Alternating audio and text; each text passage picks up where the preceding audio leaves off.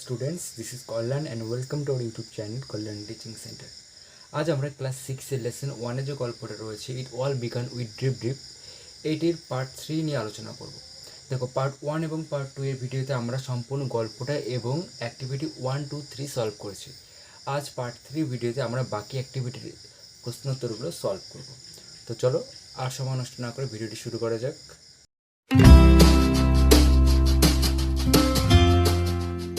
পরে বলা, complete the following sentences with information from the text, অর্থাৎ টেক্সট থেকে, গল্প থেকে তথ্য নিয়ে আমাদেরকে এই লাইনটাকে, সেন্টেন্সটাকে কমপ্লিট করতে হবে। দেখো, এখানে শূন্যস্থান দেওয়া আছে, শূন্যস্থানের মধ্যে আমাদেরকে টেক্সট থেকে কিছু তথ্য নিয়ে শূন্যস্থানটা পূরণ করে আমাদেরকে বাক্যটাকে পূরণ করতে হবে। তো এই নম্বরে বলা, the tiger was frightened because, the tiger was frightened, বাঘটি ভয় পেয়ে গিয়েছিল।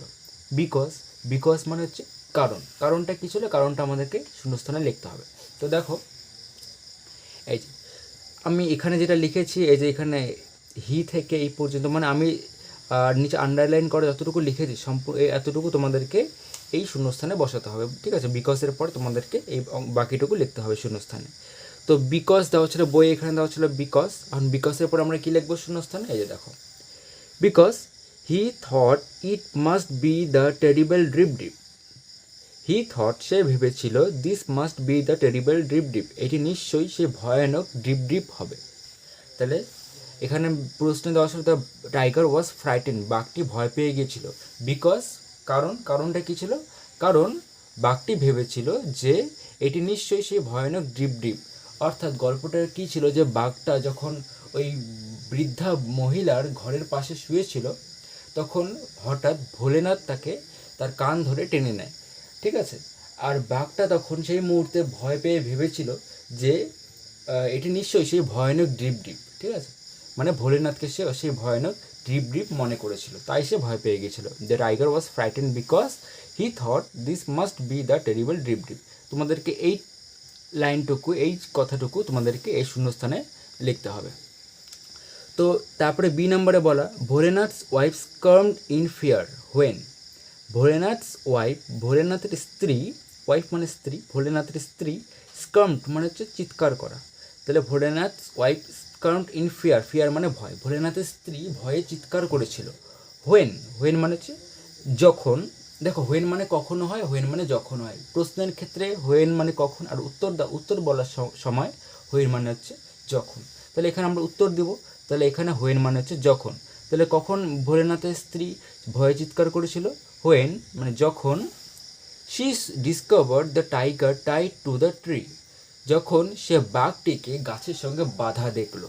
সে ডিসকভার্ড মানে দেখা বা আবিষ্কার করা, ঠিক আছে, বা বুঝতে পারা। সে দেখলো, দ্য টাইগার বাঘটিকে, TIED, টাইড মানে বাঁধা, টাইড টু দ্য ট্রি মানে গাছ, যখন তিনি সেই বাঘটিকে গাছের সঙ্গে বাঁধা দেখলেন, তখন তিনি ভয়ে চিৎকার করলেন। তাহলে আমরা এই শূন্যস্থানের মধ্যে এই she discovered the tiger tied to the tree, এই টোটাল সেন্টেন্সটাকে এই শূন্যস্থানে লিখব। বোঝা গেল। সি নম্বরে বলা, disturbed and confused by the people the tiger, disturbed and confused, disturbed মানে কি, বিরক্ত হওয়া, আর কনফিউজ মানে তো হতভম্ব হওয়া। তাহলে বাই দ্য পিপল, লোকজনদের দ্বারা, বাই মানে দ্বারা, লোকজনদের দ্বারা বিরক্ত এবং হতভম্ব হয়ে, দ্য টাইগার, বাঘটি কী করলো, সেই লোকজনদের জন্য বিরক্ত এবং হতভম্ব হয়ে বাঘটি কী করলো, দ্য টাইগার, এই যে টাইগার শূন্যস্থানে আমরা লিখব, chewed through the rope and run away to the জঙ্গল।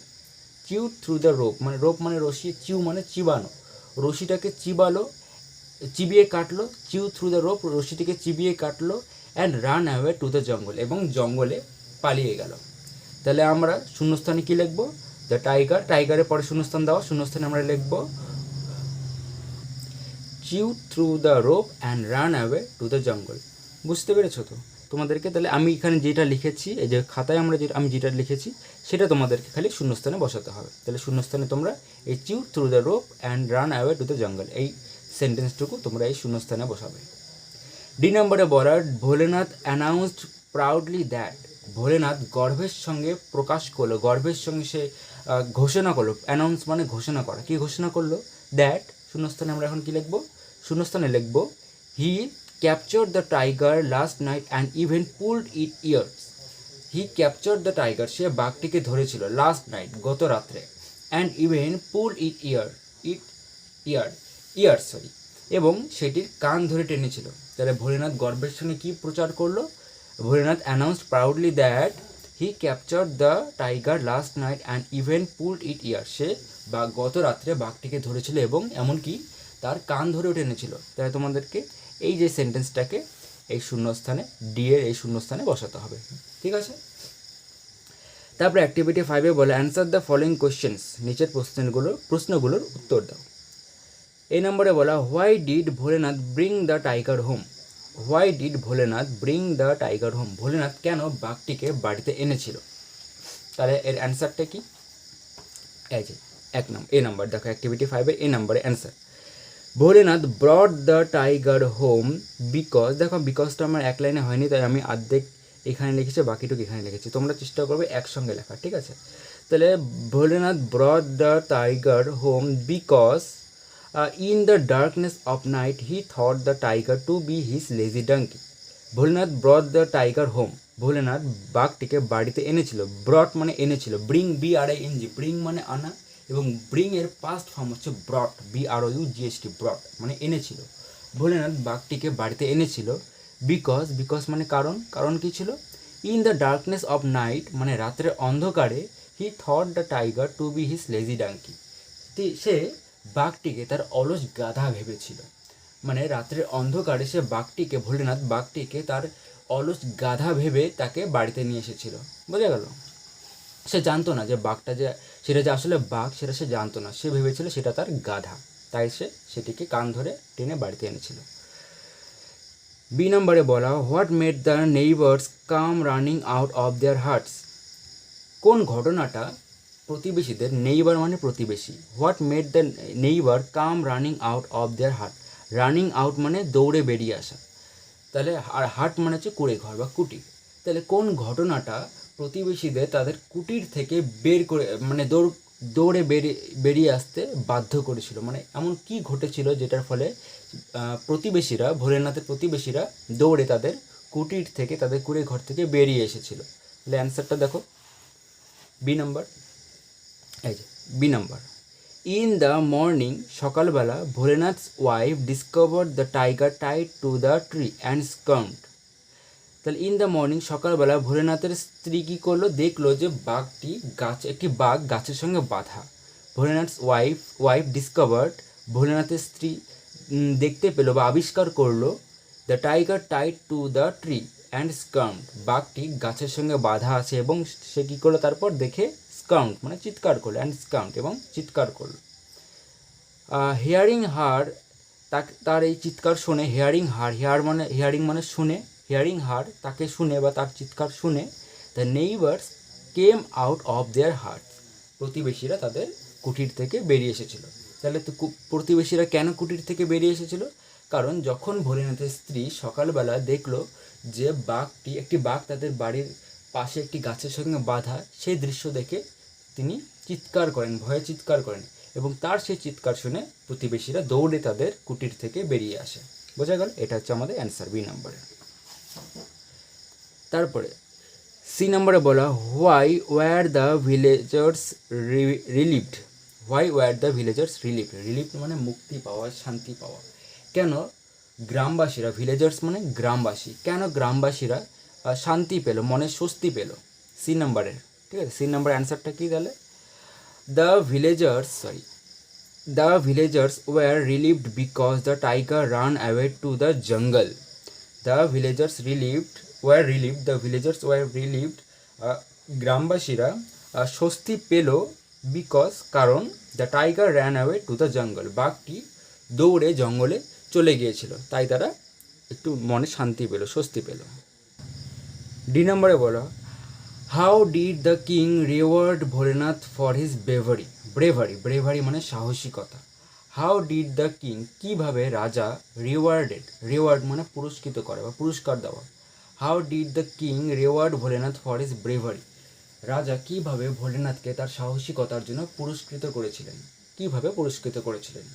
তার অ্যান্সারটা দেখো, D number, the king made Bholenath the commander in chief. The king made Bholenath the commander in chief. Commander in chief সম্পূর্ণটার একসঙ্গে মানে হচ্ছে সেনাপতি, দলের সেনাপতি। তাহলে রাজা ভোলেনাথকে দলের তার যে সৈন্যদল রয়েছে তাই সেই সৈন্যদলের সেনাপতি তৈরি করলেন। Made Bholenath the commander in chief, ভোলেনাথকে তার সেনাপতি তৈরি করলেন। And Bholenath and his wife were also given a huge house from the king to live in. এবং রাজার তরফ থেকে ভোলেনাথ এবং তার স্ত্রীকে একটা বিরাট বাড়ি দেওয়া হয় বাস করার জন্য। And Bholenath and his wife were also given, Bholenath এবং তার স্ত্রীকে দেওয়া হয়েছিল এ হিউজ হাউস, একটি বড় বাড়ি। হিউজ মানে বড় বা বিশাল, বিশাল বাড়ি। ফ্রম দ্য কিং, রাজার তরফ থেকে। ফ্রম মানে থেকে, ফ্রম দ্য কিং মানে রাজার তরফ থেকে। টু লিভ ইন, কিসের জন্য? To live in. Live in মানে বাস করা, বাস করার জন্য বা থাকার জন্য ভোলেনাথ এবং তার স্ত্রীকে রাজার তরফ থেকে একটি বিরাট বাড়ি গিফট করা হয়, দেওয়া হয় তাকে। অ্যাক্টিভিটি 6-এ বলা, write T for true and F for false statements in the given boxes. Give supporting statement for each of your answer. মানে এই যে স্টেটমেন্টগুলো আমাদেরকে এখানে দেওয়া হয়, যে এ বি সি ডি, যে 4টে স্টেটমেন্ট দেওয়া, এই স্টেটমেন্টগুলো পড়ে আমাদেরকে প্রথমে বুঝতে হবে এটা সত্য, এই স্টেটমেন্টটা সত্য না মিথ্যা। যদি সত্য হয় মানে ট্রু হয়, যদি ট্রু মানে হচ্ছে সত্য, আর ফলস মানে মিথ্যা। যদি স্টেটমেন্টটা ট্রু হয় তাহলে আমরা এই বক্সে টি লিখবো, যদি স্টেটমেন্টটা ফলস হয় মানে মিথ্যা হয় তাহলে আমরা এই বক্সে এফ লিখবো। এবং কেন এই স্টেটমেন্টটা ট্রু হলো বা কেন এই স্টেটমেন্টটা ফলস হলো তার পরিপ্রেক্ষিতে আমাদেরকে একটা সাপোর্টিং স্টেটমেন্ট এই শূন্যস্থানে বসাতে হবে। সাপোর্টিং স্টেটমেন্টটা আমরা কোথায় পাবো? সাপোর্টিং স্টেটমেন্টটা আমরা এই টেক্সটের মধ্যে পাবো। মানে টেক্সট থেকে কোন লাইনটা পড়ে, কোন সেন্টেন্সটা পড়ে আমরা জানতে পারলাম যে এই যে এখানে যে স্টেটমেন্টটা দেওয়া, এই স্টেটমেন্টটা সত্য নাকি মিথ্যা, সেই লাইনটাকে টেক্সট থেকে নিয়ে আমাদেরকে এখানে বসিয়ে দিতে হবে। তো দেখো এই নম্বরে বলা, Bholenath did not know how to ride a horse. Bholenath did not know how to ride a horse. Bholenath জানতো না কীভাবে ঘোড়ায় চড়তে হয়। তাহলে স্টেটমেন্টটা কি, ঠিক না ভুল? স্টেটমেন্টটা ঠিক, যে ভোলেনাথ সত্যিই জানতো না কীভাবে ঘোড়ায় চড়তে হয়। তাই আমরা এই বক্সে টি দেবো এবং স্টেটমেন্ট, সাপোর্টিং স্টেটমেন্ট কী দেবো? এই দেখো আমি স্টেটমেন্ট টি দিয়েছি, এটা ঠিক আছে, ট্রু এটা হবে, তাই টি দিয়েছি এবং স্টেটমেন্ট, সাপোর্টিং স্টেটমেন্ট আছে। I don't even know how to ride a horse, he told his wife helplessly. I don't even know, আমি এমনকি জানি না, how to ride a horse, কীভাবে ঘোড়ায় চড়তে হয়। He told his wife helplessly, সে একদম নিঃস্ব হয়ে, সে একদম হতাশ হয়ে তার স্ত্রীকে বলল। এই লাইনটা আমি টেক্সট থেকে বের করেছি, টেক্সট থেকে নিয়েছি এবং এই লাইনটা আমি সাপোর্টিং স্টেটমেন্ট হিসেবে এখানে লিখে দেবো, তোমরাও এটা করবে। ঠিক আছে, এই সাপোর্টিং স্টেটমেন্ট হিসেবে তোমরা এই I don't even know how to ride a horse, he told his wife helplessly, এই টোটাল সেন্টেন্সটাকে তোমরা সাপোর্টিং স্টেটমেন্ট হিসেবে এখানে বসিয়ে দেবে। বি নম্বরে বলা, the king send Bholenath a magnificent elephant.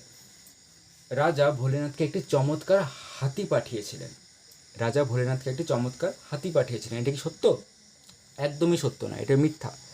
তাহলে এটা হবে এফ। এখানে আমরা এটা প্রথমটাতে আমরা টি লিখবো আর এটাতে আমরা এফ লিখবো, কারণ এটা ফলস, মিথ্যা, তাই আমরা এখানে এফ লিখবো। আর সাপোর্টিং স্টেটমেন্ট দেখো কী দেবো, এই যে B number F, supporting statement. In the morning the king send Bholenath a magnificent stallion. Stallion মানে হচ্ছে পুরুষ ঘোড়া, ঘোড়া বলতে পারো।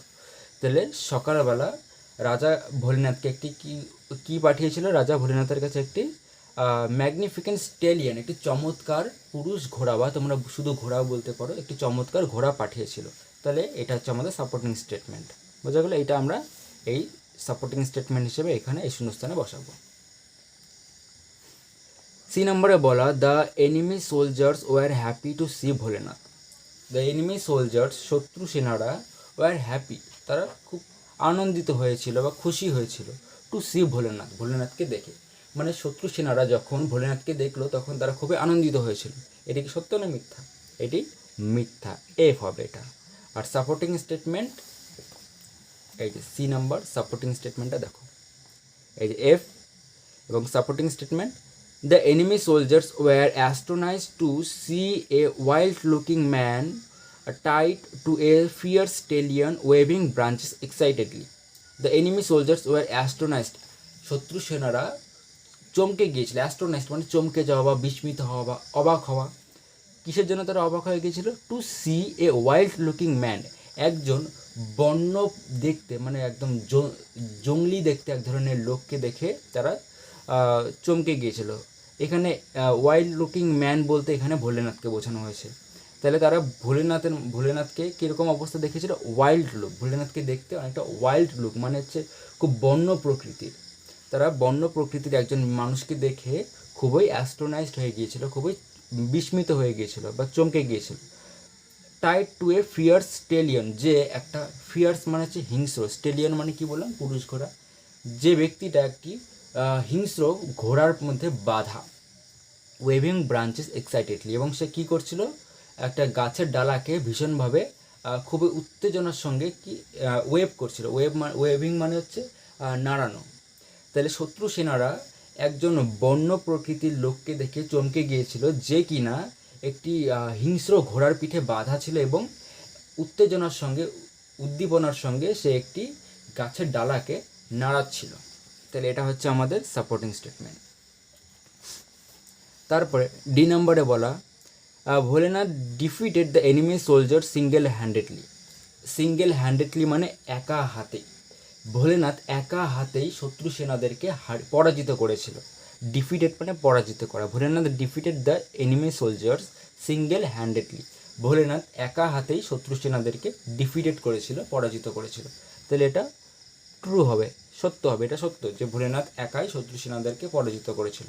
আর সাপোর্টিং স্টেটমেন্ট এই যে, the soldiers were overcome with fear and instantly run away without putting up a fight. The soldiers were overcome with fear, overcome মানে পরাজিত হওয়া। সেনারা, দ্য সোলজার মানে সেনারা ভয়ে পরাজিত হয়ে গিয়েছিল। And instantly run away, instantly মানে তৎক্ষণাৎ মানে সঙ্গে সঙ্গে, রান অ্যাওয়ে মানে পালিয়ে যাওয়া, তারা সঙ্গে সঙ্গে পালিয়ে গেল। উইদাউট মানে ছাড়া, উইদাউট মানে ছাড়া বা ব্যতীত। Without putting up a fight, কোনো রকম যুদ্ধ না করে তারা ভয়ে সেখান থেকে পালিয়ে গেল। মানে কি? তারা পরাজিত হয়ে গেছে, তারা হার স্বীকার করেছে, হার স্বীকার করে তারা সেখান থেকে পালিয়ে গেছে। তাহলে এটা হচ্ছে আমাদের সাপোর্টিং স্টেটমেন্ট, এই ডি নাম্বার, অ্যাক্টিভিটি 6-এর ডি এর সাপোর্টিং স্টেটমেন্ট। বোঝা গেল? অ্যাক্টিভিটি 7-এ বলা, answer the following questions in complete sentence. সম্পূর্ণ বাক্যে আমাদেরকে এই নিচের প্রশ্নগুলোর উত্তর দিতে বলেছে।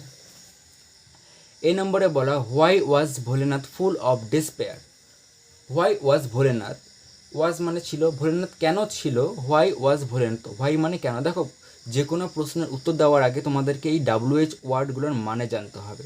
হোয়াই মানে কি, হাউ মানে কি, হোয়াট মানে কি। হোয়াই মানে হচ্ছে কেন, হাউ মানে হচ্ছে কিভাবে, এবং হোয়াট মানে কি। তাহলে হোয়াই মানে কেন। হোয়াই ওয়াজ ভোলেনাথ, ভোলেনাথ কেন ছিল, কি ছিল? ফুল অফ ডেসপেয়ার, ডেসপেয়ার মানে হতাশা। ভোলেনাথ কেন হতাশায় পরিপূর্ণ ছিল? ফুল অফ ডেসপেয়ার, হতাশায় পরিপূর্ণ থাকা। কেন ভোলেনাথ হতাশায় পরিপূর্ণ ছিল? দেখো, এই যে এই নাম্বারের answer. Bholenath was full of despair, Bholenath হতাশায় পরিপূর্ণ ছিল। বিকজ মানে কারণ, কারণটা কী ছিল? The king was entrusted him with the duty of protecting his state. রাজা, যে তাদের রাজ্যের যে রাজা, ভোলেনাথের রাজ্যের যে রাজা, সেই রাজা কি করেছিল? ভোলেনাথকে তাদের রাজ্যকে রক্ষা করার দায়িত্ব দিয়েছিল। দ্য কিং ওয়াজ এন্ট্রাস্টেড মানে বিশ্বাসের সাথে, entrusted him with the duty of protecting his state. রাজা ভোলেনাথকে তাদের রাজ্যটাকে রক্ষা করার জন্য বিশ্বাসের সঙ্গে সেই রাজ্যকে রক্ষা করার দায়িত্ব দিয়েছিল। সেই দায়িত্ব পেয়েই ভোলেনাথ খুবই হতাশ হয়ে গেছিলেন। কারণ কি? রাজা তো জানে যে ভোলেনাথ একজন কি বীর, একজন মহান ব্যক্তি, কিন্তু আসলে সে কি বীর? সে বীর ছিল না। তাই সে তার নিজের সত্যতা জেনে হতাশ হয়ে গিয়েছিল। ঠিক আছে? ভোলেনাথ ওয়াজ ফুল অফ ডেসপেয়ার, ভোলেনাথ হতাশ হয়ে গিয়েছিল। বিকজ কারণ the king was entrusted him with the duty of protecting his state, রাজা তাকে তাদের রাজ্য রক্ষা করার দায়িত্ব দিয়েছিল জন্য। বি নম্বরে বলা, হাউ, হাউ মানে কি বললাম? কিভাবে। How did his wife help him to overcome his travel, travel মানে হচ্ছে সমস্যা। কিভাবে তার ওয়াইফ অর্থাৎ স্ত্রী, কিভাবে তার স্ত্রী তাকে সেই সমস্যার থেকে উদ্ধার করেছিল, তার সেই সমস্যার কিভাবে সমাধান করেছিল। তাহলে বি নম্বরের অ্যান্সারটা কি? এই যে বি নাম্বারে, his wife helped him by securely tying him to the horse with a rope. তার স্ত্রী কী করলো, তাকে সেই ঘোড়াটির সঙ্গে শক্ত দড়ি দিয়ে বেঁধে দিল। হিজ ওয়াইফ হেল্পড হিম, তার স্ত্রী তাকে সাহায্য করলো। কীভাবে সাহায্য করলো? By securely tying him to the horse with a rope. Rope মানে ROP, রোপ মানে রশি। তাকে সেই ঘোড়ার সঙ্গে একটি রশি দিয়ে সিকিউরলি মানে সুরক্ষিতভাবে বেঁধে তাকে সাহায্য করলো। কারণ ভোলেনাথ তো ঘোড়া চড়তে জানতো না, তো তার স্ত্রী কী করলো, তাকে সেই ঘোড়ার সঙ্গে ঘোড়ার পিঠের মধ্যে একটি শক্ত রশি দিয়ে বেঁধে দিল। এইভাবে তাকে সাহায্য করেছিল। সি নম্বরে বলা, what made the enemy soldiers greatly scared. What মানে কি, তাহলে কি বা কোন ঘটনাটা এই শত্রু সেনাদেরকে ভীষণভাবে গ্রেটলি স্কেয়ার্ড, স্কেয়ার্ড মানে হচ্ছে ভীত করে দেওয়া বা ভয় পাইয়ে দেওয়া, কোন ঘটনাটা শত্রু সেনাদেরকে ভীষণভাবে ভয় পাইয়ে দিয়েছিল। তাহলে ঘটনাটা কী ছিল? সি নম্বরে অ্যান্সার। এই যে দেখো C number, when the enemy soldiers saw, যখন শত্রু সেনারা দেখলো। SEE মানে হচ্ছে দেখা, আর SAW স মানে দেখেছিল বা দেখলো। স হচ্ছে সি এর পাস্ট ফর্ম। যখন শত্রু সেনারা হোয়েন দ্য এনিমি সোলজার স, যখন শত্রু সেনারা দেখলো, কি দেখলো? এ ওয়াইল্ড লুকিং ম্যান, একজন বন্য দেখতে লোক, টাইড টু এ ফিয়ার্স স্টেলিয়ন, যে কিনা একটা ফিয়ার্স অর্থাৎ হিংস্র ঘোড়ার সঙ্গে বাঁধা। টাইড মানে বাঁধা, টাইড টু এ ফিয়ার্স স্টেলিয়ন একটা হিংস্র ঘোড়ার সঙ্গে বাঁধা। ওয়েভিং ব্রাঞ্চেস এক্সাইটেডলি, এবং যে কী করছিল, প্রবল উত্তেজনার সঙ্গে গাছের ডালা, একটি গাছের ডালা নাড়াচ্ছিল, হাওয়ায় নাড়াচ্ছিল। দে গট গ্রেটলি স্কেয়ার্ড, তারা ভীষণভাবে ভয় পেয়ে গিয়েছিল। মানে এরকম একটা দৃশ্য দেখে তারা ভীষণভাবে ভয় পেয়ে গিয়েছিল। তাহলে আমাদের প্রশ্ন ছিল, কোন ঘটনাটা শত্রু সেনাদেরকে ভীষণভাবে ভয় পাইয়ে দিয়েছিল? তো এই যে যখন তারা দেখলো যে একজন হিংস্র, একজন বন্য প্রকৃতির দেখতে ব্যক্তি একটি ঘোড়ার পিঠে, একটি হিংস্র ঘোড়ার পিঠে বাঁধা, এবং সে কী করছিল, একটা গাছের ডালাকে উত্তেজনার সঙ্গে নাড়াচ্ছিল, হাওয়ায় নাড়াচ্ছিল। এরকম একটা দৃশ্য দেখে তারা ভয় পেয়ে গিয়েছিল। ডি নম্বরে বলা, do you think Bholenath could truly be called a legendary character. তোমার মতে কি ভোলেনাথকে একজন লেজেন্ডারি ক্যারেক্টার, মানে একজন লেজেন্ডারি ক্যারেক্টার বলতে একজন বীর বা সাহসী বা লোককথার হিরো, ঠিক আছে, হিরো বলা চলে। তাহলে তোমার মতে কি ভোলেনাথকে একজন লেজেন্ডারি ক্যারেক্টার বলা চলে বা একজন বীর বলা চলে? Give reason for your answer. তোমার উত্তরের জন্য একটি রিজন, একটা কারণ দিতে হবে। যদি তোমার মনে হয় যে ভোলেনাথকে একজন লেজেন্ডারি ক্যারেক্টার বলা উচিত, তাহলে তার জন্য তোমাকে একটা কারণ দিতে হবে। আর যদি তোমার মনে হয় যে ভোলেনাথকে একজন লেজেন্ডারি ক্যারেক্টার বলা উচিত নয়, তার পরিপ্রেক্ষিতেও একটা কারণ দিতে হবে। তো দেখো ডি নাম্বার, আমার মতে আমি না বলেছি, no he could not be called a legendary character. তাকে কোনোভাবেই লেজেন্ডারি ক্যারেক্টার বলা উচিত নয়, একজন বীর চরিত্র বলা উচিত নয়। ক্যারেক্টার মানে চরিত্র, লেজেন্ডারি মানে বীর। তাহলে he could not be called a legendary character, তাকে কোনোভাবেই লেজেন্ডারি ক্যারেক্টার বলা উচিত নয়। কেন? বিকজ, সরি এখানে একটা কমা হবে, because he was a liar. Liar মানে হচ্ছে মিথ্যাবাদী, কারণ সে একজন মিথ্যাবাদী ছিল। He did not know how to ride a horse, সে জানতো না কীভাবে ঘোড়ায় চড়তে হয়। রাইড মানে চড়া। হি ডিড নট নো, সে জানতো না। হাউ কীভাবে, টু রাইড এ হর্স ঘোড়ায় চড়তে হয়, কীভাবে ঘোড়ায় চড়তে হয় সে জানতো না। Did not know how to fight, এও জানতো না যে সে এও জানতো না যে কীভাবে ফাইট করতে হয়, অর্থাৎ যুদ্ধ করতে হয়। হি did not know how to fight, কীভাবে যুদ্ধ করতে হয় সেটাও সে জানতো না। And he was not brave at all, এবং সে কোনো মতেই ব্রেভ ছিল না, অর্থাৎ সাহসী ছিল না। এই সমস্ত কারণের জন্য আমরা ভোলেনাথকে একজন লেজেন্ডারি ক্যারেক্টার বলতে পারি না। বোঝা গেল? তারপরে দেখো অ্যাক্টিভিটি 8-এর এ। তো 8-এর এটাকে আমরা পড়ার আগে একটু উপরের কিছু লেখা আছে, এটাকে আগে একটু পড়ে নিই।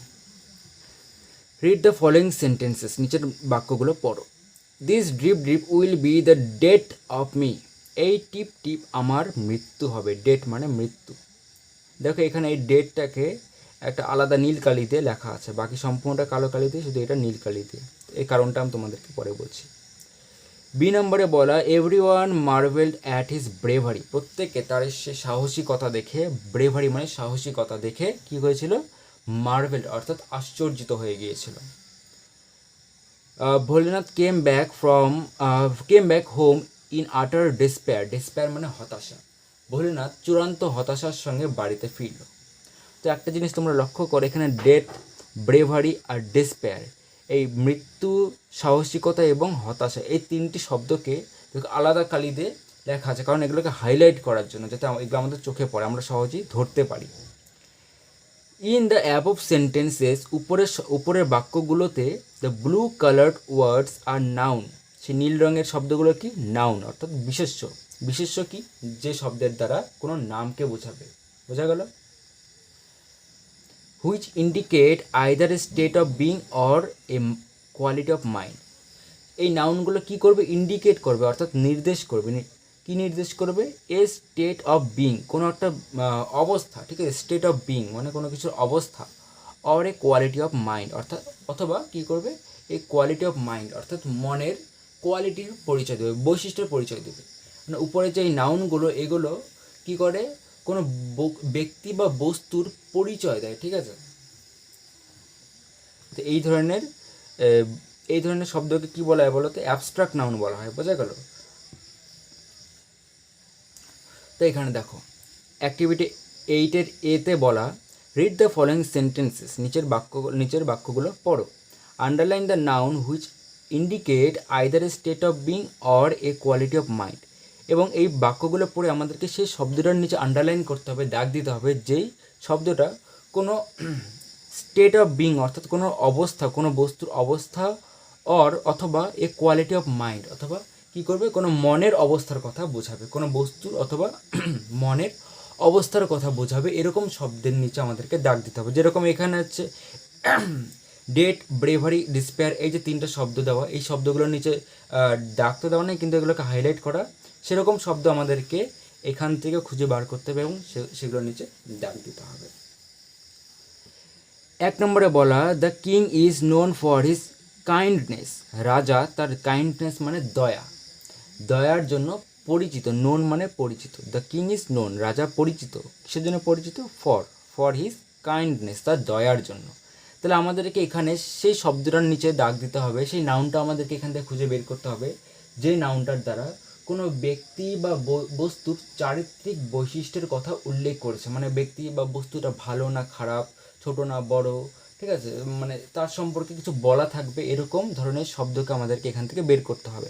তাহলে এখানে কোন শব্দের দ্বারা আমরা একটা ব্যক্তির চারিত্রিক বৈশিষ্ট্য সম্পর্কে জানতে পারছি, তাহলে শব্দটা হচ্ছে কাইন্ডনেস। কাইন্ডনেস মানে দয়া, মানে এই কাইন্ডনেস শব্দের দ্বারা আমরা কি, এই যে রাজা, কিং মানে রাজা, রাজার সম্পর্কে আমরা জানতে পারছি।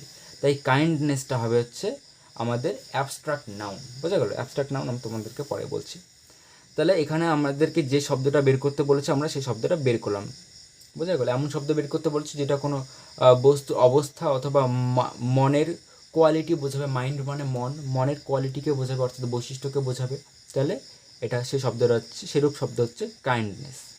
তবে 2 নম্বরে বলা, the beauty of the flower attracted me, the beauty of the flower মানে ফুলের সৌন্দর্য, বিউটি মানে সৌন্দর্য, অ্যাট্রাক্টেড মি মানে আমাকে আকর্ষিত করেছিল, ফুলের সৌন্দর্য আমাকে আকর্ষিত করেছিল। তাহলে এখানে আমরা বিউটির নিচে দাগ দেবো, কারণ এই বিউটি শব্দটা একটা ফুলের বৈশিষ্ট্যের কথা বলছে, ফুলকে একটা বস্তু, এখানে রাজা ছিল একজন ব্যক্তি, আর কাইন্ডনেস শব্দের দ্বারা সেই ব্যক্তির আমরা বৈশিষ্ট্যের কথা জানতে পারলাম, এবং এখানে ফুলকে একটা বস্তু, আর এই বিউটি শব্দের দ্বারা আমরা এই বস্তুটা সম্পর্কে জানতে পারলাম, যে বস্তুটা ভালো না খারাপ, সুন্দর না কুৎসিত, সেই সম্পর্কে আমরা কীভাবে জানতে পারলাম, এই বিউটি শব্দের মাধ্যমে আমরা এই ফ্লাওয়ার সম্পর্কে জানতে পারলাম। তাই বিউটিটার নিচে আমরা দাগ দিব।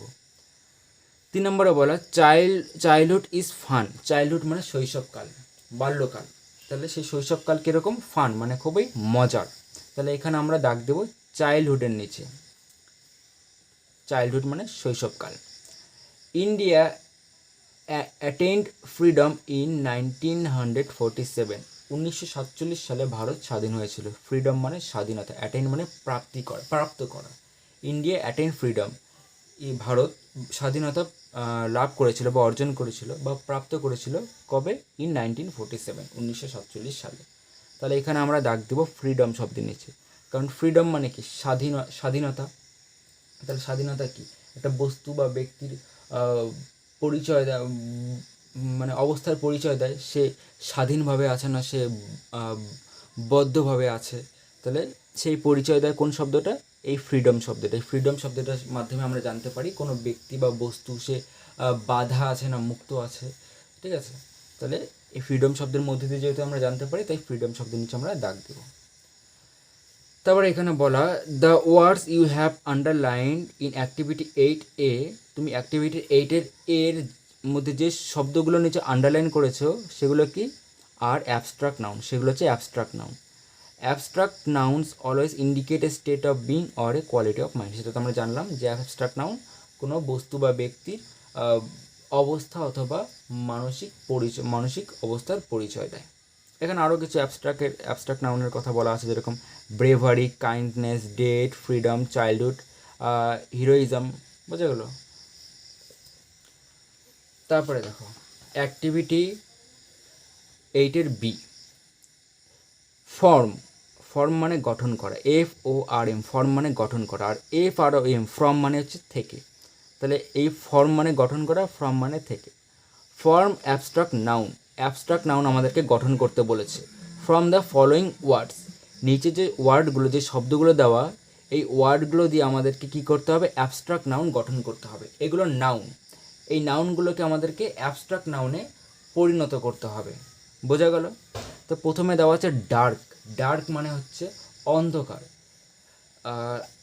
আর এটাকে আমাদের কি করতে হবে? অ্যাবস্ট্রাক্ট নাউনে পরিণত করতে হবে। আর তোমরা হচ্ছে বাংলায় নিশ্চয়ই পড়েছো যে বিশেষ্য থেকে বিশেষণে রূপান্তর, বিশেষণ থেকে বিশেষ্যে রূপান্তর।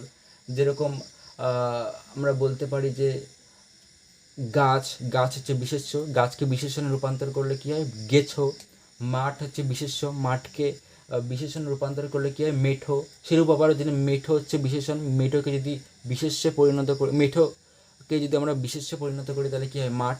সেরকম আমাদের পদ পরিবর্তন, পদান্তর, এরকম আমাদেরকে এটাকেও পদান্তর করতে হবে, পদের পরিবর্তন করতে হবে। বোঝা গেল? এগুলো বিশেষ্য পদে দেওয়া, সেগুলোকে আমাদের কী করতে হবে? অ্যাবস্ট্রাক্ট নাউনে পরিণত করতে হবে। ডার্ককে যদি আমরা অ্যাবস্ট্রাক্ট নাউনে পরিণত করি তাহলে কী হবে? ডার্কনেস, DARKNESS, ডার্কনেস মানে অন্ধকারচ্ছন্ন। অ্যামেজড মানে হচ্ছে কি? আশ্চর্য হওয়া বা আনন্দিত হওয়া, ঠিক আছে? অ্যামেজড। আর অ্যামেজডকে যদি আমরা হচ্ছে অ্যাবস্ট্রাক্ট নাউনে রূপান্তর করি তাহলে হবে অ্যামেজমেন্ট,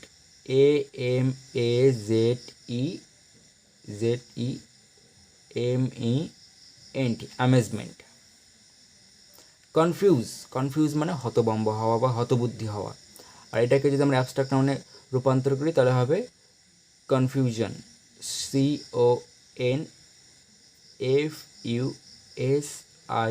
CONFUSION, কনফিউশন। অ্যাডাল্ট মানে কি? প্রাপ্তবয়স্ক। অ্যাডাল্টকে আমরা যদি হচ্ছে অ্যাবস্ট্রাক্ট নাউনে রূপান্তর করি তাহলে হবে adulthood, ADULT, adulthood, HOOD, adulthood. Disturb মানে কি? বিরক্ত করা। তাহলে এটাকে অ্যাবস্ট্রাক্ট নাউনে রূপান্তর করলে হবে ডিস্টারবেন্স, DISTURBANC, ডিস্টারবেন্স। তারপরে সুইট মানে মিষ্টি। এই মিষ্টিকে আমরা যদি অ্যাবস্ট্রাক্ট নাউনে রূপান্তর করি তাহলে হবে sweetness, SWEET, sweet, NESS, sweetness. তারপরে আমরা হচ্ছে এখন অ্যাক্টিভিটি 8-এর সিতে যাই। অ্যাক্টিভিটি 8-এর সিতে বলা, underline the word that indicate a group of people, animal or things taken as a whole. মানে আমাদেরকে এই নিচে এই সেন্টেন্সগুলো থেকে সেই ওয়ার্ডটাকে, অর্থাৎ সেই শব্দটাকে আন্ডারলাইন করতে হবে, যে শব্দটার দ্বারা একসঙ্গে অনেক ব্যক্তি, বস্তু বা অনেক প্রাণীকে বোঝাচ্ছে। মানে একটা শব্দ দিয়ে একসঙ্গে অনেকগুলো বস্তু, অনেক ব্যক্তি বা অনেক প্রাণীকে বোঝাচ্ছে, সেই শব্দের নিচে আমাদেরকে দাগ দিতে হবে। তাহলে এখানে 1 নম্বরে বলা, I saw a crowd in front of the shop. আমি একটি দোকানের সামনে ক্রাউড মানে ভিড় দেখেছি। তাহলে এখানে আমরা ক্রাউডের নিচে দাগ দেবো। কেন? কারণ ক্রাউড মানে হচ্ছে ভিড়, এবং ভিড় তো একজন ব্যক্তিকে নিয়ে হয় না, একজন দুজন ব্যক্তিকে নিয়ে তো হয় না। ভিড় মানে এক বা দুইয়ের বেশি, ঠিক আছে? 10 জন হতে পারে, 8 জন হতে পারে, 15 জন হতে পারে, বা আরও বেশি হতে পারে। তাহলে ভিড় শব্দের অর্থ দ্বারা, ভিড় শব্দের মধ্যে দিয়ে কী বোঝানো হয়েছে? অনেকগুলো ব্যক্তিকে একসঙ্গে বোঝানো হয়েছে, অনেক মানুষকে একসঙ্গে বোঝানো হয়েছে। তাই আমরা এই ভিড় শব্দের নিচে দাগ দিলাম, কারণ আমাদেরকে এখানে বলেই দিয়েছে যে আমাদেরকে সেই শব্দের নিচে দাগ দিতে হবে যে শব্দটা দিয়ে একসঙ্গে অনেকজন ব্যক্তিকে বোঝাবে, বা অনেকজন বস্তুকে বোঝাবে, বা অনেকগুলো প্রাণীকে বোঝাবে। তাহলে এখানে এই ক্রাউড শব্দের দ্বারা একসঙ্গে অনেকজন মানুষকে বোঝাচ্ছে। Crowd, I saw a crowd in front of A shop, আমি একটি দোকানের সামনে, শপ মানে দোকান, ফ্রন্ট মানে সামনে, তাহলে আমি একটি দোকানের সামনে অনেক ভিড় দেখেছি। আই স আমি দেখেছি, এ ক্রাউড একটি ভিড়, in front of the shop দোকানের সামনে। A herd of cattle is passing by. A herd মানে হচ্ছে দল, অফ ক্যাটেল কিসের দল? অফ ক্যাটেল, ক্যাটেল মানে হচ্ছে গবাদি পশু, একদল গবাদি পশু, ইজ পাসিং বাই মানে চলে যাচ্ছে, একদল গবাদি পশু চলে যাচ্ছে। তাহলে এখানে কোন শব্দের দ্বারা একসঙ্গে অনেকগুলো পশুকে বোঝানো হয়েছে? হার্ড শব্দের দ্বারা, ঠিক আছে? দল, এ হার্ড এক দল, তাহলে হার্ড শব্দের দ্বারা দলকে বোঝানো হচ্ছে। দল তো একজন নিয়ে গঠিত হবে না, একসঙ্গে অনেকজনকে নিয়ে একটা দল গঠিত হয়। তাহলে তাই আমরা হার্টের নিচে দাগ দিলাম, যে এখানে এই হার্ট শব্দের দ্বারা একসঙ্গে অনেকগুলো গবাদি পশুকে বুঝিয়েছে, তাই আমরা হার্টের নিচে দাগ দিলাম। 3 নম্বরে বলা, our school cricket team has won. Our school cricket team has won, আমাদের বিদ্যালয়ের ক্রিকেট টিম বা ক্রিকেটের দল হ্যাজ ওন, ওন মানে জিতেছে, আমাদের বিদ্যালয়ের ক্রিকেটের দলটি জিতেছে। তাহলে এখানে আমরা টিমের নিচে দাগ দেবো। টিম মানে হচ্ছে দল, আর দল কি বললাম? দল একজনকে নিয়ে গঠিত হয় না, দল মানে সেখানে অনেকজন ব্যক্তি থাকবে, বা অনেকগুলো বস্তু থাকবে, বা অনেক জীবজন্তু থাকবে, তবেই তো একটা দল গঠিত হবে। তো আমাদের ক্রিকেট টিম তো একটা ক্রিকেট টিম তো একজনে গঠিত হয় না, তৈরি হয় না, একটা ক্রিকেট টিমে অনেকজন ব্যক্তি থাকে, তবে একটা টিম গঠিত হয়। তাহলে টিম মানে দল, আর এই দল শব্দের মধ্যে দিয়ে একসঙ্গে অনেকজন মানুষকে বুঝিয়েছে, তাই আমরা টিমের নিচে দাগ দিয়েছি। 4 নম্বরে বলা, এ বাঞ্চ মানে হচ্ছে গুচ্ছ, এ বাঞ্চ অফ ফ্লাওয়ার একটি ফুলের গুচ্ছ বা ফুলের গোছা, ওয়াজ কেপ্ট ইন দ্য ভেস্ট কথার অর্থ হচ্ছে ভেস্ট না ভেজ, ভিএসি, ভেজ মানে হচ্ছে ফুলদানি, বা যেখানে আমরা ফুল রাখি, ঠিক আছে? ফুলদানি। তাহলে এ bunch of flower was kept in the veg, এখানে ওয়াজ হবে না, ওয়্যার হতে পারে।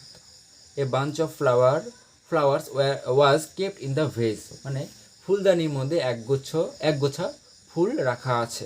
তাহলে এখানে আমরা বাঞ্চের নিচে দাগ দেবো, কারণ বাঞ্চ শব্দের দ্বারা একসঙ্গে অনেকগুলো ফুলকে বুঝিয়েছে। বাঞ্চ মানে কি? গোছা। তাহলে এক গোছা ফুল একটি ফুলদানির মধ্যে রাখা আছে, তাহলে বাঞ্চের নিচে আমরা দাগ দিলাম। বাঞ্চ মানে কি? গোছা। গোছাও তো একটা ফুল নিয়ে তৈরি হবে না, একসঙ্গে অনেকগুলো ফুলকে নিয়ে একটা ফুলের গোছা তৈরি হবে, তাহলে বাঞ্চ শব্দের নিচে আমরা দাগ দিলাম। তারপরে নিচে বলা, the words you have underline in activity 8C, তুমি অ্যাক্টিভিটি 8C এর যে ওয়ার্ডগুলো নিচে আন্ডারলাইন করলে আর কল্ড কালেকটিভ নাউন, সেগুলোকে কি বলা হয়? Collective noun. Collective nouns indicate a group of people, animal or things taken as a whole. তাহলে কালেকটিভ নাউনটা কি? কালেকটিভ নাউন হচ্ছে একদল মানুষ, বা একদল পশু, বা একদল বস্তু, থিংস মানে বস্তুকে একসঙ্গে বোঝাবে, এরূপ যদি বোঝানো হয় তবেই একটা কালেকটিভ নাউন তৈরি হয়।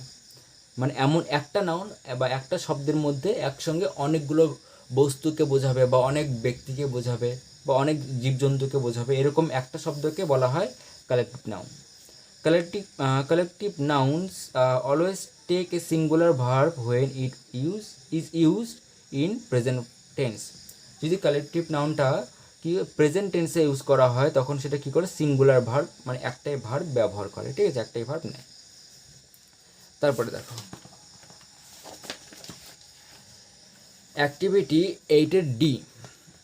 অ্যাক্টিভিটি 8D-তে বলা, fill in the blanks with the appropriate collective noun given in the help box, one is done for you. মানে এই যে নিচে হেল্প বক্সটা দেওয়া, এই হেল্প বক্স থেকে আমাদেরকে সঠিক কালেকটিভ নাউনটা নিয়ে আমাদেরকে এই শূন্যস্থানগুলো পূরণ করতে হবে। কালেকটিভ নাউন বলতে কি বললাম? একসঙ্গে অনেক বস্তুকে, বা অনেক ব্যক্তিকে, অনেক জীবজন্তুকে বোঝাবে সেরকম ধরনের সঠিক মানে যেটার সঙ্গে যেটা মানানসই সেরকম ধরনের শব্দকে আমাদেরকে এখান থেকে বেছে নিয়ে এখানে লিখতে হবে। তো আমি তোমাদের সুবিধার জন্য এখানে এই কালেকটিভ নাউনগুলোর মানে দিয়ে দিয়েছি। তাহলে দেখো, ফ্লক মানে হচ্ছে পাল।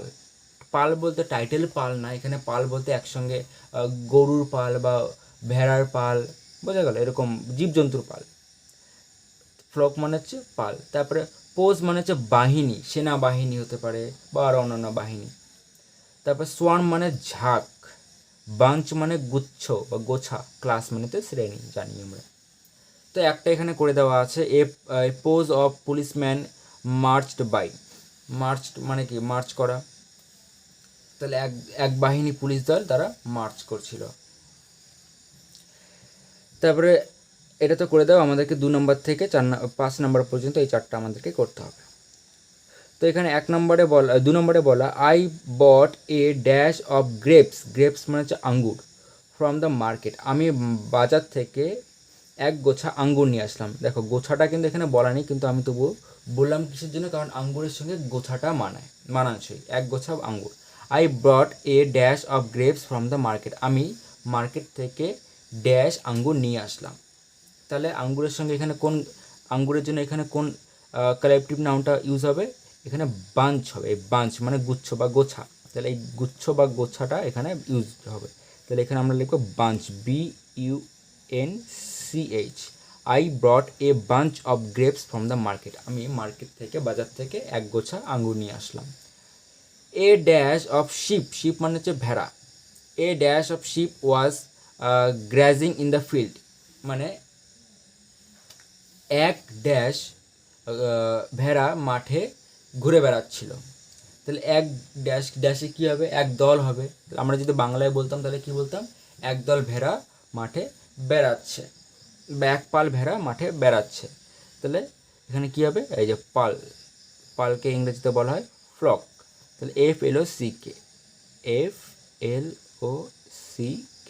এ flock of sheep was grazing in the field, এক পাল ভেড়া মাঠে বেড়াচ্ছে, ঘুরে বেড়াচ্ছে, বা কী বলে ওটাকে, চারণ করা, ঠিক আছে। I saw A dash of বিজ বাজিং অ্যারাউন্ড। আই স এ, আমি দেখলাম এক ড্যাশ অফ বিজ, বিজ মানে মৌমাছি, বাজিং অ্যারাউন্ড চারিদিকে, বাজ মানে হচ্ছে গুনগুন করা। আমি একদল মৌমাছিকে চারিদিকে গুনগুন করতে দেখলাম। তাহলে আমরা বাংলায় যদি বলতাম তাহলে কি বলতাম, একদল মৌমাছি বা এক ঝাঁক মৌমাছি।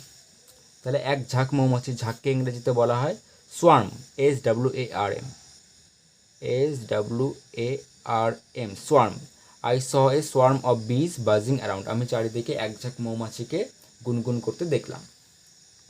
The dash is very noisy, তাহলে এখানে অবশিষ্ট আছে ক্লাস, তাহলে আমরা এখানে ক্লাসটাই লিখে দেবো CLASS, ক্লাস মানে হচ্ছে শ্রেণী।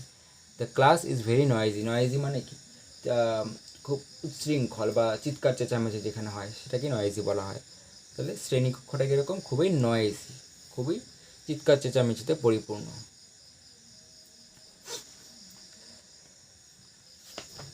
তারপরে অ্যাক্টিভিটি 8-এর E number, underline the words in the following sentences that can be count, circle the word that can not be count. তাহলে আমাদেরকে নিচে সেই শব্দের নিচে যে শব্দটাকে গোনা যাবে, আমাদের এই সেন্টেন্সের মধ্যে যে শব্দটাকে গোনা যাবে বা যে নাউনটাকে গোনা যাবে সেটার নিচে দাগ দিতে বলেছে, এবং যে শব্দটাকে গোনা যাবে না সেরকম ধরনের শব্দকে সার্কেল অর্থাৎ গোল করতে বলেছে। তাহলে আমাদেরকে আগে 1 নাম্বারটা পড়ে দেখি। I am reading a book, I am reading a book, আমি একটি বই পড়ছি।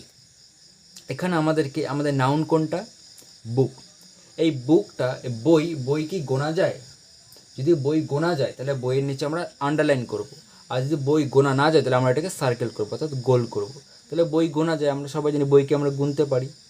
দেখো, যে নাউনগুলোর সঙ্গে সাধারণত এস বা ইএস করে প্লুরাল করা হয়, বহুবচন করা হয়, সেগুলো হচ্ছে গোনা যায়, ঠিক আছে।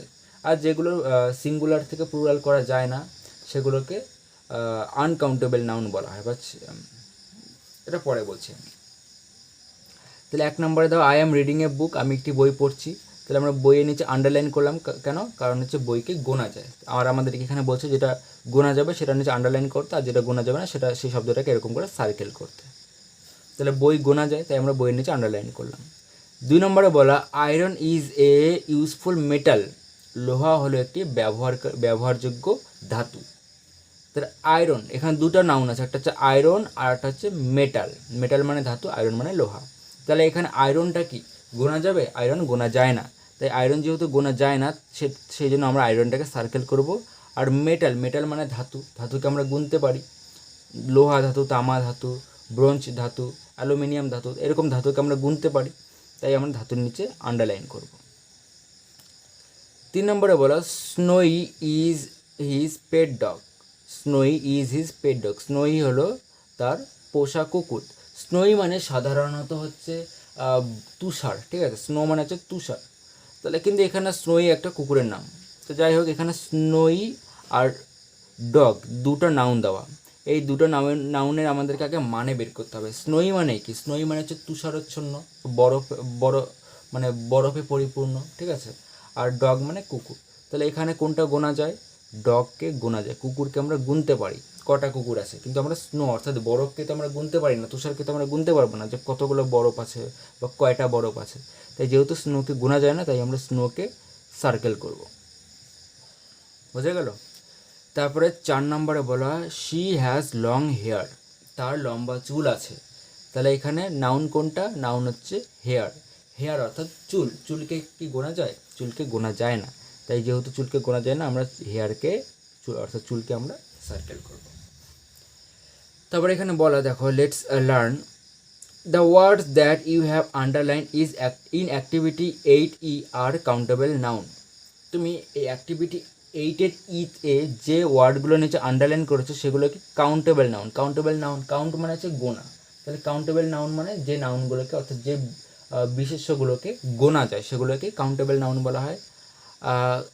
Countable noun have plural forms, মানে কি কাউন্টেবল নাউন যেগুলো সেগুলোকে প্লুরাল করা যায়, সিঙ্গুলার থেকে প্লুরাল করা যায়। যেরকম পেন, PEN, পেন মানে হচ্ছে কলম।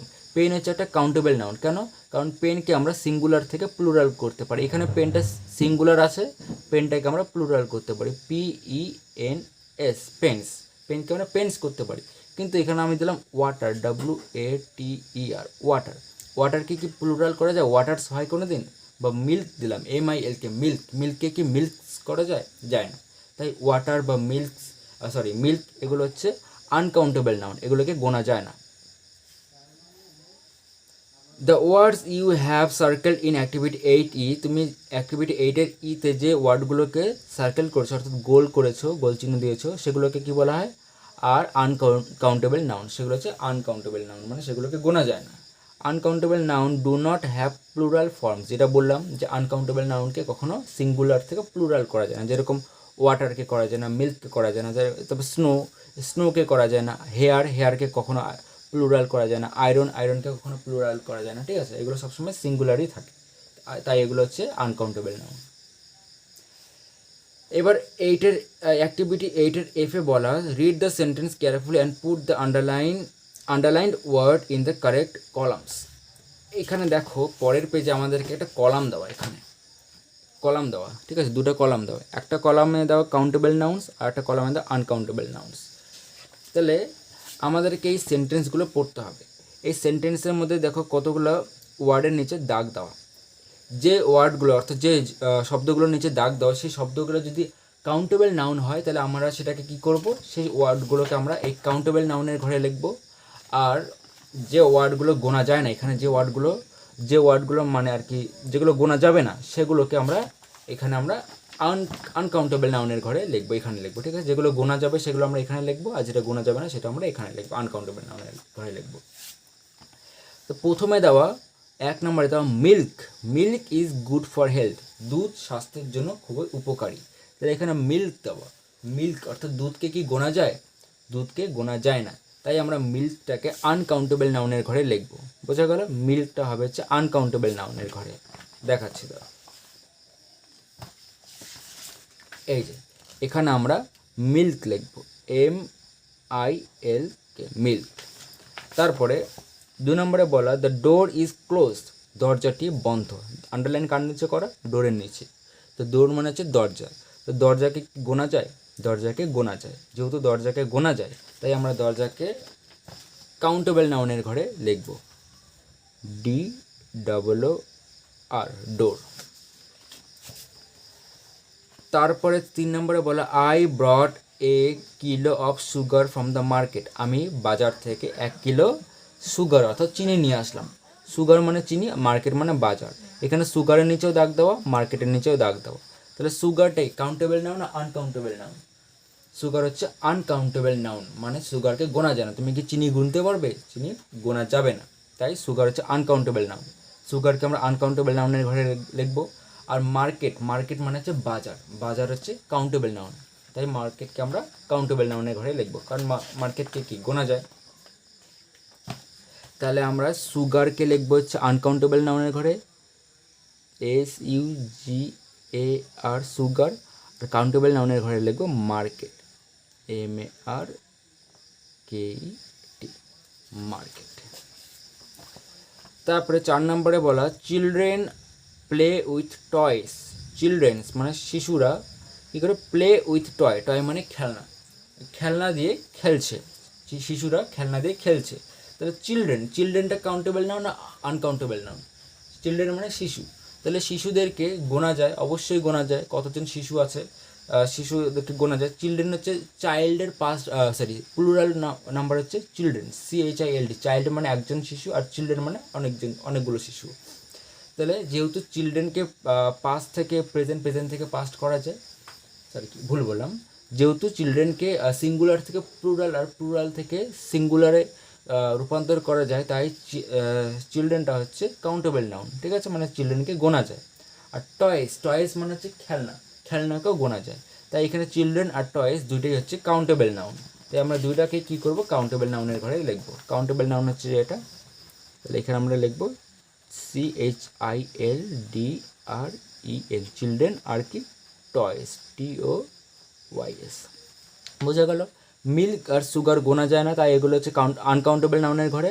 আর কাউন্টেবল নাউনের ঘরে আমরা লিখবো ডোর, মার্কেট, চিলড্রেন আর টয়েস, দরজা, বাজার, শিশু এবং কি টয়েস মানে খেলনা। অ্যাক্টিভিটি 9-এ বলা find word from the text nearest in meaning to the word given below. নিচের এই যে শব্দগুলো দেওয়া, এই শব্দগুলোর সমান, এই শব্দগুলো যেটা মানে সেই মানের আরও একটা শব্দ এই টেক্সটের মধ্যে দেওয়া, ঠিক আছে, মানে একই মানের দু রকমের শব্দ এখানে দেওয়া আছে। তাহলে এই একই মানের আর একটা শব্দ আমাদেরকে টেক্সট থেকে বার করতে হবে। তো প্রথমে দেওয়া হচ্ছে কিংলি, কিংলি মানে হচ্ছে রাজকীয়। তাহলে এই কিংলির আরও একটা মানে টেক্সট দেওয়া আছে, সেটা কি? সেটা হচ্ছে রয়্যাল, সেটা আমাদেরকে এখানে লিখতে হবে, ROYAL, রয়্যাল মানেও রাজকীয়, কিংলি মানেও রাজকীয়, রয়্যাল মানেও রাজকীয়, ঠিক আছে। রয়্যালটা আমরা টেক্সট থেকে লিখেছি। তারপরে সরো, সরো মানে হচ্ছে দুঃখ বা দুঃখিত। এর নিয়ারেস্ট মিনিং আর কোনটা আছে? ডেসপায়ার, DESPAIR, ডেসপায়ার মানে হতাশা বা দুঃখিত। তারপরে সারপ্রাইজড, সারপ্রাইজ মানে আশ্চর্য হওয়া, ঠিক আছে, বা চমকে যাওয়া। তো এর নিয়ারেস্ট মিনিং কি? মার্ভেলড, MARVELLED, মার্ভেলড, বুঝে গেল? মার্ভেলড মানেও আশ্চর্য হওয়া বা বিস্মিত হওয়া বা চমকে যাওয়া। তারপরে ডি নাম্বার দেওয়া অ্যাফ্রেড, অ্যাফ্রেড মানে ভয় পাওয়া। তো এটা তোমরা সবাই জানো, ফ্রাইটেন্ড, FRIGHTENE,